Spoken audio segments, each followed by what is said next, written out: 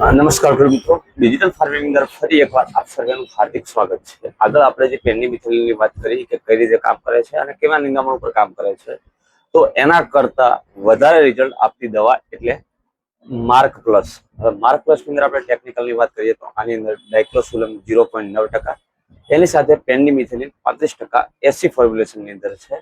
હવે આનું કામ પણ પેનની મિથેલિનના જેવું જ છે, પણ આ કંઈક અલગ રીતે કામ કરે છે. પેનની મિથેલિન કોષોના વિભાજનને અટકાવે છે અને સાથે સાથે આની અંદર જે ડાયક્લોસુલિયમ 0.9% છે એ જમીનની અંદર નિંદામણના મૂળ દ્વારા બનાવવામાં આવતા એમિનો એસિડને બનતા અટકાવે છે, જેના લીધે નિંદામણ ઉગી જાય તો પણ સુકાઈ જતું હોય છે. હવે ઘણી વખત ઘણા બધા ખેડૂતો પ્રશ્ન હોય છે કે અમે આર્ય દવાનો છંટકાવ કર્યો છે છતાં પણ અમને રિઝલ્ટ મળ્યું નથી.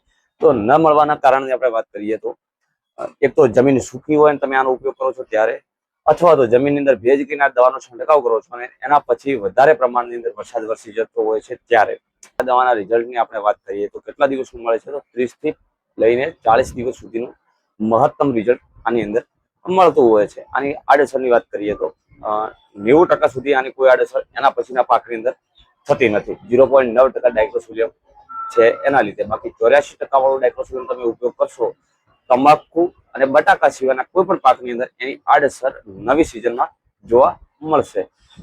તો આની આપણે માત્રાની વાત કરીએ તો 700 થી લઈને 1 લીટર પ્રતિ એકર પ્રમાણે, એટલે 150 થી 200 લીટર પાણીની અંદર તમે આનો ઉપયોગ કરી શકો છો. તો આવી જ રીતે ખેતીને લગતા અવનવા વિડીયો અને માહિતી માટે તમે અમારી સાથે જોડાયેલા રહો. જય જવાન, જય કિસાન.